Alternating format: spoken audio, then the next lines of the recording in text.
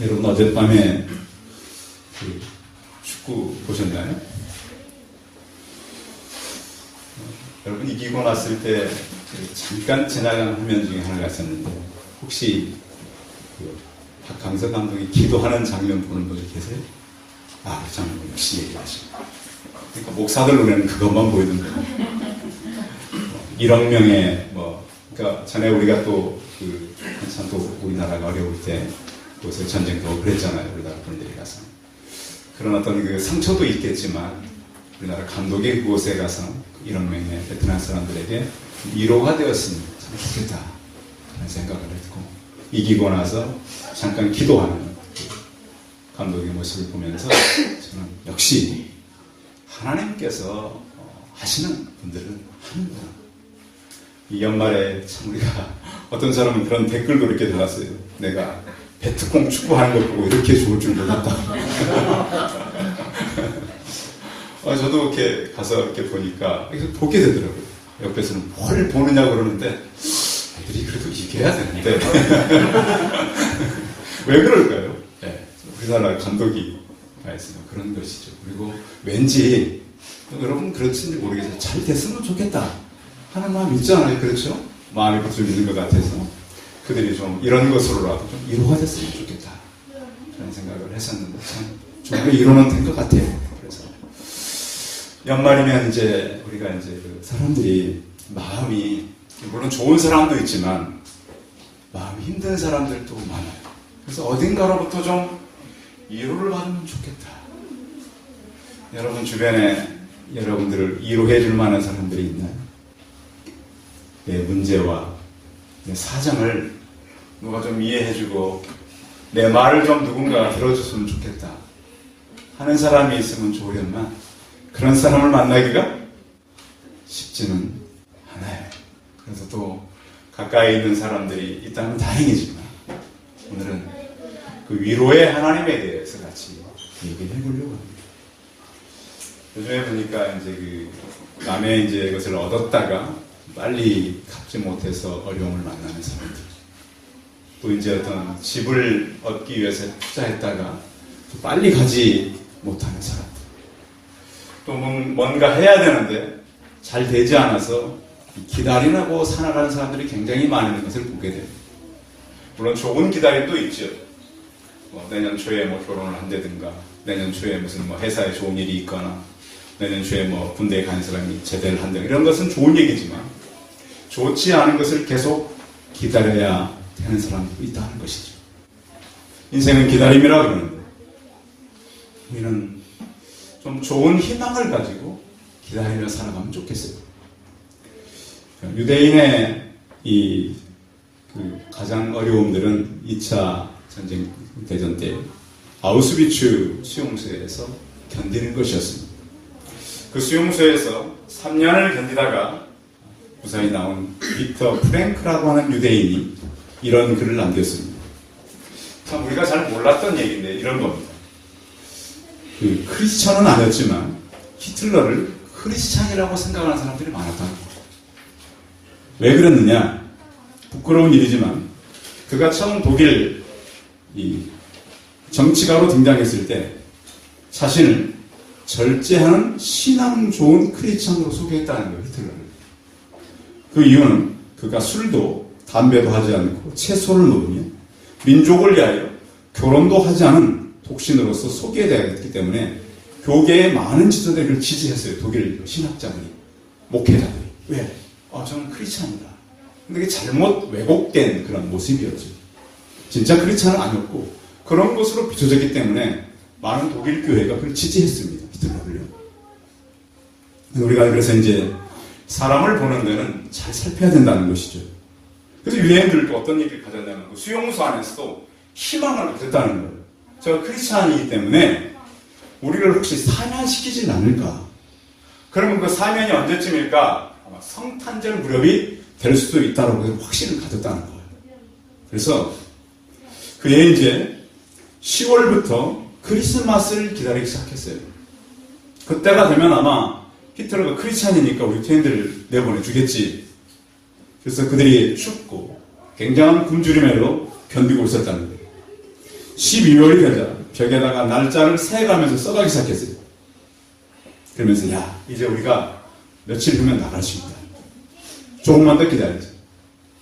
12월 24일 저녁까지도 수용소를 나간다라고 하는 그 얘기가 없었어요. 혹시 내일일지도 모르겠다. 25일이 지나고 수용소에서 유대인들을 내보낸다는 소식은 전혀 있질 않았어요. 지옥 같은 수용소에서 나가지 못하게 되었다는 것을 모든 사람이 알게 됐어요. 이튿날 아침 수용소에서는 놀라운 광경이 벌어졌는데 대개 그 수용소가 한 칸에 한 40명쯤 이렇게 방에 이렇게 갇혀서 이렇게 살게 됐는데 그 40명쯤 되는 방에요. 평균 14명에서 16명의 죽음이 발견된 거예요. 25일까지는 살아있었어요. 근데 그 방마다 거의 14명 이상이 다 죽어버려요. 왜 그랬을까요? 절망 때문에. 그들이 신앙이 없었던 게 아니에요. 야, 이제 우리는 이곳에서 다 죽게 생겼구나. 그 절망의 끈을 잡았고 소망의 끈을 놓아버릴 때 그들은 죽음이 그들을 엄습해버린 것입니다.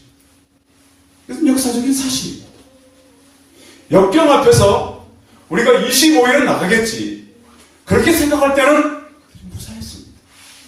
그렇게 굶주리고 다 말라가고 그렇게 학대받던 그들이 견뎠지만 그들이 기대했던 날이 지나도 아무리 없자 그들은 다 많은 사람들이 죽게 된 것이죠. 우리가 살아가는 인생은 많은 사람들이 그럽니다. 성공보다는 실패를 먼저 경험하게 된다. 사람은 어릴 때부터 이 성공을 하기 위해서 태어날 때도 주먹을 불끈 쥐고 태어난다 그러잖아요. 어릴 때부터. 여러분 태어나는 아기들 보세요. 손을 편 아기는 하나도 없대요. 다 불끈 쥐고 막 울면서 태어나. 갈 때는 어떻게 할까요? 놀랍게도 갈 때는 다 손을 펴고 간다. 물론 사람은 살아가면서 성공해야 되겠죠. 근데 그 성공의 기준이 좀 모호할 때가 많아요. 성경에 보면 역사를 인생을 살아가면서 많은 고난을 받았던 욥은 이렇게 표현하고 있어요. 욥기 14장 1절에 보니까 여인에게서 태어난 사람은 생애가 짧고 걱정이 가득하다고 그랬습니다. 여인에게서 안 태어난 사람이 있어요? 모든 사람을 말하는 생애가 짧고 걱정이 가득하다고 그랬어요. 걱정뿐만 아니라 고난이 없으면 좋겠어요. 근데 걱정과 고난이 인생은 가득하다는 거예요. 제가 어느 집에 제가 생각할 때는 성공한 집입니다. 집에 좀 와달라 그래서 저 집은 성공한 집이니까 무슨 식사 한번 잘 대접하려고 오라나 그러고다 한번 갔어요. 갔더니 그분과 얘기한 지 5분도 안 돼서 내가 그 부잣집에 온 것이 아니라 그 집 지하실에 내려가더라. 난 그렇게 큰 고민을 갖고 있는지 몰랐어요. 그분이 그렇게 불행하게 살고 있는지를 몰랐어요. 겉에서 보기에는 화려했어요. 성공한 사람 같았어요. 그런데 그 마음을 줄 데가 없어요. 잠을 못 자서. 여러분 어제 푹 주무셨죠? 불면증으로 고생하다 저를 만나죠. 목사님, 이런 고민이 있어요. 여러분들은 어젯밤에 생명의 위협을 느끼지는 않으셨죠? 아니, 그분 그 위협을 느끼고 그러니까 잠이 오겠어요. 여러분, 겉보기에는 화려하고 그렇게 두렵고 떨면서 잠 못 자는 인생을 살겠어요? 그렇게 보기에는 좀 그렇더라도 마음 편하게 살겠어요? 뭘 택하겠어요? 화려한 걸 택하겠어요? 아니면 그러진 않아도 가정 안에서 편안하게 삶을 택하겠어요? 개인도 마찬가지예요. 여러분, 개인 보면 다 행복해 보이고 일이 없는 것 같지요. 얘기를 나눠보세요. 그 집 일이나 우리 집 일이나 문제가 없는 게 아니에요. 다 그냥 잘 모를 뿐이에요. 우리 인생은 그런 인생이에요. 하나님을 믿는 우리가 예외가 아니에요. 사도행전 14장에 보면요. 우리가 하나님 나라에 들어가려면 많은 환난을 겪어야 한다고 그랬어요. 그 나라를 들어가기 전까지 모든 사람들은 많은 문제를 겪게 되는 거예요. 욥이요, 그의 많은 동방에서는 아주 부자였는데 재산을 다 잃고 자식을 잃고 건강을 잃었어요. 여러분들 중에 이 셋을 다 잃은 분 계신가요? 나는 내 재산도 다 잃고 내 자식도 다 잃고 내 건강도 잃었다. 그런 분 안 계시죠? 한두 가지씩은 그래도 다 있어요. 다 잃은 분은 없어요. 제가 이 말씀을 전하면서 순간을 생각해 봤어요. 그러나 다 잃은 분들은 없더라고요. 친구들이 욥에게 위로하러 왔어요. 3명이 와가지고 위로를 하는데 그 위로가 되질 않아요. 그러니까 사람은 위로가 될 수 없어요. 아무리 좋은 친구도. 욥이 뭐라 그러냐면 친구들의 말을 듣다가 이런 말을 내가 많이 들었나니 너희는 다 재난을 주는 위로자들이로구나. 뭘 주는 위로자예요? 아니 그렇게 심각한 문제를 만났으면 좀 위로의 말을 해야 되는데 그들의 말이 위로가 되는 것이 아니라 그 상처 입은 사람의 마음을 더 해집는다는 거예요. 그러니까 사람은 사람을 위로하기가 쉽지가 않아요. 그래서 상처받은 사람들은 위로가 필요합니다. 그래서 바울은 그 위로는 하나님밖에 할 수가 없다. 한번 우리 3절 읽어볼까요? 3절 시작. 찬송하리라. 그는 우리 주 예수 그리스도의 하나님이시니 자비의 아버지시니 모든 위로의 하나님이시니. 아멘. 여기서 그 위로라고 하는 말은 가까이 부른다는 의미를 갖고 있어요. 가까이 부른다. 여러분 어디에 가까이 가면 위로가 되는지 모르겠어요. 언젠가 저는 그런 적이 한 번 있었어요. 결혼하고 얼마 되지 않아서 아버님께서 쌀을 이렇게 한 포대를 보냈는데 방이 이렇게 넓지 않으니까 한 구석에 놔두고 기댈 데가 없어가지고 이렇게 쌀을 이렇게 등에 기대고 되게 참 편안하더라고요. 이유는 모르겠어요. 우리 성도님들은 어떤 것이 위로가 됩니까? 오늘 고린도후서 이 본문은 위로라고 하는 말이 3절에서 7절까지 10번이나 나와요. 그 위로.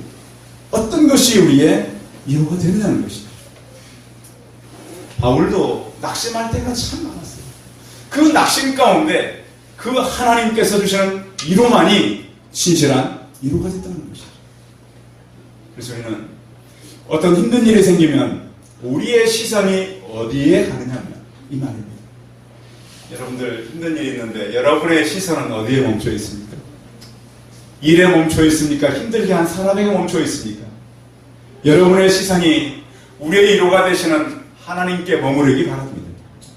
그래야만이 진정한 위로를 받을 수 있다는 거예요. 그래서 우리는 자꾸 환경과 사람을 통해서 위로받으려고 할 때가 참 많아요. 그런데 그런 것은 위로가 될 수가 없어요. 그런데 참 놀라운 것은 아무리 절망하려고 좌절을 해도요, 바닥에 내려가도 거기서 하나님을 만나면, 위로의 하나님을 만나면 그때부터 시작하면 늦지 않습니다. 우리는 참 늦었다고 생각할 때가 참 많아요. 그러나 나를 위로하시는, 우리가 아무리 바닥을 내려가고 지하에 내려간다 할지라도 그 하나님을 만나면 그때부터 시작돼도 늦지를 않는 거예요. 그분이 우리의 영원한 위로가 되기 때문에 그렇습니다. 그래서 예수 그리스도로 말미암은 위로를 우리는 받고 그 위로는 하나님을 바라보게 된다고 할 것이죠. 한 2달 전에 어느 분이 저를 찾아와가지고 이걸 물어봤어요. 목사님께서 귀히 여기시는 첫 번째 3가지가 뭡니까? 그래서 3가지 얘기했죠. 2번째는 목사님이 좋아하는 일이 뭡니까? 3번째는 목사님 이 신체 중에 어디가 중요하다고 생각합니까? 4번째는 목사님이 중요하게 여기는 사람은 누굽니까? 이 얘기를 좁혀 보는데 결국 그러니까 이게 보험회사 직원이에요. 다 좁혀 오다가 결국 마지막 남은 게 아이들과 집사람이었어요. 이거 다 필요 없고 남은 게. 그래서 결국은 뭐 하라는 얘기예요? 그것을 위해서 보험을 들라는 거예요, 지금. 그래서 야, 이건 진짜 논리적이고 하나하나 접근해 오는데 너무 정확히 오는 거예요. 그래서 조용히 그 보험 그 계약서만 딱 적여주고 갔어요. 근데 그 생각을 했어요. 그렇다 맞다. 저 사람 얘기가 너무 논리정연하고 맞아요. 그런데 저는 그 생각을 한 번 더 가졌어요. 그럼 나는 누구에게 보험을 드려야 할까? 영원하신 하나님입니다. 성도 여러분, 혹시 보험은 뭐 기본적으로 뭐 의료보험이라도 있겠죠, 다 우리가. 그런데 중요한 것은 우리의 영원한 힘이 되시고 보호자가 되시는 그 하나님이 우리의 보험이 되시고 그분이 우리의 위로가 되길 바랍니다. 요즘엔 사람들이 위로를 참 받기 힘든데 이런 거죠. 어떤 사람은 5억을 빚졌어요. 5억. 적은 거예요, 많은 거예요? 많지요. 5억 빚져가지고 막 기도하다가 하나님 어떻게 합니까? 기도하는데 교회 가서 누굴 만나면 50억 빚진 사람을 만났어요. 그러니까 위로가 되더라고요. 와, 난 그래도 이 사람보다는 조금. 제가 듣기로는 100억 빚져가지고 갚은 사람도 있어요. 상상할 수 없는 건데 갚았더라고요. 빚 지는 것도 힘들지만 어떻게 갚나. 요즘엔 경제적인 것이 어렵다 보니까 여러분 결혼 생활을 하는 것도 쉽지 않죠. 그래서 지금 최근에 이렇게 결혼 정보회에서 그런 얘기를 했어요. 그 젊은이들이 그런데요. 혼자는 외롭고 둘은 괴롭다. 외로움을 택할 것이냐 괴로움을 택할 것이냐. 그래가지고 요즘에 참 힘들잖아요, 사회가. 그러다 보니까 이건 결혼을 해도 안 해도 참 힘들다. 그런데 사람들이 왜 그러냐면 서로에게 위로가 되면 좋은데 처음에 연애할 땐 위로가 됐다는 거예요. 그렇죠? 결혼하게 되면 사람이 바뀐다. 그리고 서로 안 맞는다. 원래 안 맞는 거예요. 원래 안 맞는 사람들이 안 맞는다. 안 맞는 걸 맞춰가는 것이죠. 살아가면서도 마찬가지입니다. 가난해보지 않은 사람이 어찌 가난한 사람의 마음을 알겠어요. 그렇죠? 고난을 당해보지 않은 사람이 어찌 고난당하는 사람의 상황을 알겠어요. 예수님은 우리 때문에 많은 고난을 당하셨죠. 이사야서 1~3장 2절에 보면 그는 주 앞에서 살아나기를 연한 심 같고 마른 땅에서 나온 뿌리 같아서 고운 모양도 없고 풍채도 없은즉 우리가 보기에 흠모할 만한 아름다운 것이 없다. 그는 멸시를 받아 사람들에게 버림받았으며 간고를 많이 겪었으며 질고를 아는 자 마치 사람들이 그에게서 얼굴을 가리는 것 같이 멸시를 당하였고 우리도 그를 귀히 여기지 아니했도다. 그 예수님도 사람들로부터 버림당했고요. 간고와 질고를 많이 겪었습니다. 그래서 예수님은 상처 입은 치유자예요. 그가 친히 고난을 당했고 상처를 입었기 때문에 우리를 치유할 수 있는 그 치유자가 되는 것입니다. 그래서 이사야 40장인대로는 너희 하나님이 이르시되 너희는 위로하라. 내 백성을 위로하라. 너희는 예루살렘의 마음에 닿도록 말하며 그것에 외치라. 그 노역의 때가 끝났고 죄악이 사함을 받았느니라. 그의 모든 죄로 말미암아 여호와의 손에서 벌을 배나 받았느니라 할지니라 하시니. 그래서 하나님은 우리가 먼저 하나님께 위로를 받고 또 다른 사람들 위로자가 되기를 하나님께서는 원하는 것이죠. 이렇게 하나님은 우리 위로자가 되시고 또 환난에서 우리를 건지신다라고 말씀하고 있습니다. 8절 한번 읽어보겠습니다. 8절 시작. 형제들아 우리가 아시아에서 강한 환난을 너희가 모르기를 원하지 아니하노니 힘에 겹도록 심한 고난을 당하여 살 소망까지 끊어지고. 바울이 얼마나 고난을 당했든지요. 나는 더 이상 살 수가 없구나. 이대로 내가 견딜 수가 없겠구나. 그런 고난을 겪었습니다. 성도 여러분, 여러분은 어떤 위기를 맞고 계십니까? 힘든 일을 만나고 있습니다. 열왕기하 19장에 보면 히스기야 왕이 아수르 군대가 18만 5천 명이 일시에 쳐들어왔습니다. 도저히 이길 수 없습니다. 그는 하나님 앞에 나아가 하나님 나를 구원하여 주옵소서. 나를 살려주옵소서. 나를 하나님 붙잡아 주옵소서. 이렇게 기도할 때 기도한 다음날 18만 5천 명이 다 시체가 되어 있었습니다. 아수르 왕의 얼굴이 부끄러워 자기 나라로 도망갔을 때 그 신하들에 의해서 오히려 죽임 당하고 만 것입니다. 기도는 놀라운 능력이 있습니다. 때때로 우리에게 고난의 때가 다가올 때가 있습니다. 그래서 욥은 이렇게 말합니다. 내가 가는 길을 그가 아시나니 그가 나를 단련하신 후에는 내가 순금같이 나옵니다. 성도 여러분, 연말을 저희가 맞으면서 여러분들이 어려움이 있습니까? 하나님께서 우리를 도우실 것입니다. 그 고난받던 욥이 욥기 42장 5절 6절에 보면 내가 주께 대하여 귀로 듣기만 하였사오니 이제는 눈으로 주를 배웠나이다. 그러므로 내가 스스로 거두어드리고 티끌과 재 가운데서 회개하나이다. 그래서 하나님 앞에서 그의 잘못된 것들을 삶을 바꿔가기 시작했습니다. 이 시대에 살아가면서 사람들이 절구하며 사는 사람들이 참 많아요. 지난 11일 태안 화력발전소에서 일하다가 사망한 비정규직 노동자 고 김용균 그 어머니가 태안 화력발전 비정규직 노동자 사망 사고 현장 조사 이런 얘기를 했습니다. 나는 이 나라를 저주한다. 아이가 죽었다는 소리에 저희도 죽었습니다. 저는 아이가 일하는 곳이 이런 곳인 줄 몰랐습니다. 아이가 일하는 곳이 이런 곳이었다면 어느 부모가 사인병기에 이 아이를 내보냈겠습니까? 아이가 취업한다고 수십 군데 이력서를 내었는데 마지막 구한 곳이 여기였습니다. 내가 이런 곳에 우리 아들을 맡기다니 놀고 먹는 안에 있어도 알았다면 이런 데를 안 보냈을 것이고 다른 부모도 그럴 것이라고 얘기했어요. 여러분, 얼마나 젊은이들이 직장이 안 돼가지고 힘든 곳에 가서 일하는지도 모릅니다. 그 아들이 그 잔인하게 죽인 그 사진을 보면서 어머니가 그 사람들이 얼마나 그 외주를 줬던 사람들과 하청을 했던 사람들, 원청도 하청도 보니까 큰 문제가 있어요. 그러면서 서로 책임을 지지 않으려고 그런 절규를 우리는 드리면서 사람들에게 우리는 뭐라고 위로를 해야 될까요? 그 자녀를 비참하게 잃은 그 부모가 무엇으로 위로를 받을 수 있을까요? 국가가요? 보상이요? 위로할 수 없는 것입니다. 삶이란 평범하지 않습니다. 때로는 냉혹하고 잔인할 때가 있습니다. 그러나 우리 하나님 믿는 사람들은 결국은 잘 될 것이라고 믿으시기 바랍니다. 그것이 중요합니다, 우리에게. 어떤 사람은 그래요. 내가 이럭저럭 살다가 이렇게 되고 그렇지 않습니다. 하나님을 섬기는 사람은 결국은 잘 될 것이라고 믿음의 눈으로 그런 믿음을 가지고 살아가는 성도들이 되시기 바랍니다.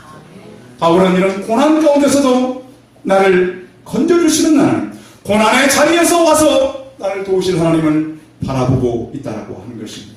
또 한 가지 바울에게 우리가 배울 수 있는 것은 감사하는 하나님인데요. 11절 같이 읽겠습니다. 11절 시작. 너희도 우리를 위하여 간구함으로 도우라. 이는 우리가 많은 사람의 기도로 얻은 은사로 말미암아 많은 사람이 우리를 위하여 감사하게 하려 합니다. 아멘. 사람은요, 중심에 죄성을 갖고 있기 때문에 자꾸 어떤 선한 것보다는 죄성을 택하는 데 빨라요. 고로새서 5장 15절에 보면 그리스도의 평강이 너희 마음을 주장하게 하라 그랬습니다. 이 주장하다는 얘기는, 주장하다는 것은 중재하다, 조정하다는 말이에요. 그러니까 뭐냐면 그 평강을 누가 주장하는 거예요? 내가 주장하는 거예요, 내가. 그러니까 예수 그리스도의 평강을 자꾸 사람들에게서 얻으려고 그러지 말고 어디 가서 받으려고 그러지 말고 내가 주장하시기 바랍니다. 내 안에 누가 계시죠? 성령님이 계세요. 그러나 자꾸 내 이것을 잊어버리고 다른 데서 그걸 자꾸 찾으려고. 죄성을 가지고 있는 우리 인간들은 어느 쪽으로 기울기가 쉬워요. 자꾸 이렇게 불평 쪽으로 많이 가려고. 우리의 마음은 두 면에 죄성이 있어요. 그래서 자꾸 감사나 어떤 평강보다는 불평 쪽으로 자꾸 가요. 사람은 그렇죠. 사람들 그냥 놔둬보십시오. 이 사람들은 좀 이상한 쪽으로 간단 말이죠. 우리가 염려해야 될 것들이 참으로 많지만 하나님께서는 우리를 통해서 평강의 삶을 살길 원하는 거예요. 바울이 오늘 우리에게 강조하는 것을 보면 우리가 어떤 환경의 변화나 조건 충족이 아니라는 거예요. 이로부터 오는 마음의 평강이죠. 우리의 마음은 쉽게 깨어지는 유리조각 것 같아요. 금방 부서지죠. 그에 오면 하나님께서 우리 위로하시고 우리를 고난에서 이끌어주시고 우리 감사함이 있겠구나. 현실을 만나면 이 마음은 금방 부서지게 돼요. 이스라엘도 마찬가지였어요. 그들의 마음은 노예 근성이 있었어요. 일만 만나면 감사해요, 불평해요? 여러분, 불평은 노예 근성입니다. 한번 따라해요. 불평은 노예 근성이다. 우리는 하나님의 자녀로서 감사하며 살아가야 돼요. 우리는 하나님의 자녀예요. 이 땅의 종이 아니란 말이에요. 그래서 우리는 생명을 구원받았고 자녀로서 감사하며 살아갑니다. 우리가 왜 감사하지 못하고 살까요? 그것은 하나님과 관계의 문제예요. 관계가 끊어지면 감사하지 못해요. 근데 참 신기하게도 불평은 전염성이 많아요. 한 사람의 불평에 오십시오. 또 다른 사람의 불평에 불평을 낳게 만든다. 죄인인 우리는 좋은 것보다는 안 좋은 것을 빨리 배우고 안 좋은 것을 많이 전하려고 해요. 하나님에 대한 신앙은 우리의 시선이 하나님께 늘 있는 것입니다. 우리의 끝은 더 하나님의 평강이 우리에게 찾아올 것이고 하나님과 관계를 통해서 우리는 감사함이 이어지게 되는 것입니다. 성도 여러분, 우리가 이제 한 2주밖에 남지 않은 12월을 보면서 남겨두고 어떻게 살겠습니까? 먼저 우리가 하나님께 위로함을 받기 바랍니다. 그 위로가 또 다른 사람들에게 흘러가길 바랍니다. 그래서 우리를 찾는 많은 사람들이 위로받고 또 위로하고 그럼으로 인해서 모든 문제 위에 하나님의 임재로 덮어가는 저와 우리 성도들이 다 되시기 바랍니다. 기도하겠습니다. 살아계신 하나님, 하나님은 모든 위로의 하나님입니다. 환난 때에 우리를 건지시는 하나님입니다. 결국 우리를 감사하게 하는 하나님입니다. 이 하나님의 평강이 우리를 주장할 수 있도록 빼앗기지 않게 하여 주옵소서. 내가 다른 데서 얻는 것이 아니라 내 안에 있는 것을 내가 지켜가게 하여 주옵소서. 그래서 위로의 하나님을 인해서 내가 먼저 위로받고 많은 사람들을 위로하는 우리가 되게 하여 주옵소서. 주 예수 그리스도의 이름으로 기도하였습니다. 아멘.